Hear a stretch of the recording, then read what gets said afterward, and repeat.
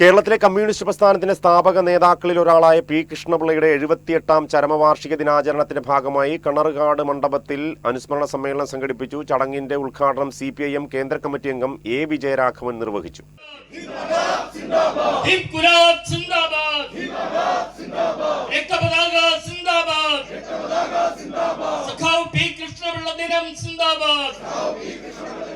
കേരളത്തിന്റെ രാഷ്ട്രീയ സാമൂഹിക ചരിത്രത്തിൽ നിർണായക സ്വാധീനം ചെലുത്തിയ പി കൃഷ്ണപിള്ളയുടെ ഓർമ്മകൾ പുതുക്കിയാണ് കണ്ണാർകാട് സ്മൃതി മണ്ഡപത്തിൽ 78ാം ചരമവാർഷിക ദിനാചരണം സംഘടിപ്പിച്ചത്.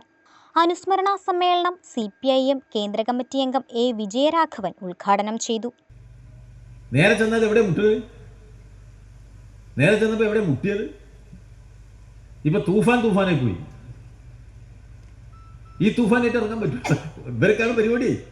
സ്വീകരണം കൊടുക്കുക. രമേശ് ചെന്നിത്തലയ്ക്ക് നല്ല മയക്കുമരുന്ന് കച്ചവടക്കാരനാണ്, നല്ല വാറ്റുകാരെ കച്ചവടക്കാരനാണ്. ഇവരെല്ലാം കൂടിയാണ് ഈ ലഹരിക്കെതിരായ പ്രവർത്തനം നടത്തുന്നത്. ലഹരി ഉൽപാദകരും ലഹരി വിതരണക്കാരുമാണ്. അതാണ് ഈ ഇവരുടെ സ്വഭാവം, വർഗപരമായ ഉള്ളടക്കം. അതിപ്പോൾ നമ്മൾ കണ്ടുകൊണ്ടിരിക്കുക.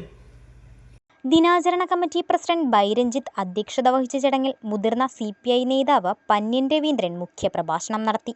മലബാറിൽ നിന്ന് മധുരാശിയിലേക്ക് ഒരു പട്ടിണി ജാഥ പോയിരുന്നു. ആ പട്ടിണി ജാഥ സംഘടിപ്പിച്ചത് കൃഷ്ണപിള്ളയാണ്. കൃഷ്ണപിള്ള പറഞ്ഞു, പട്ടിണി ജാഥ AK ഗോപാലൻ നയിക്കണം. AK നയിച്ചു.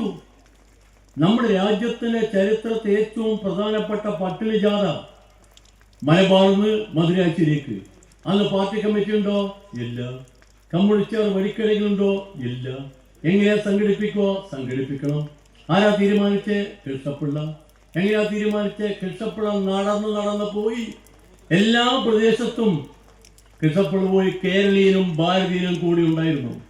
ദിനാചരണ committee secretary B. Saleem, CPI ദേശീയ കൗൺസിൽ അംഗങ്ങളായ P. Prasad MLA, TJ Angelos, TT Jismon, CPIM കേന്ദ്ര കമ്മിറ്റി അംഗം CS സുജാത, CPI ജില്ലാ സെക്രട്ടറി S. Solomon, assistant secretary PV Sathyanesan, CPIM ജില്ലാ സെക്രട്ടറി R. നാസർ തുടങ്ങിയവർ പങ്കെടുത്തു.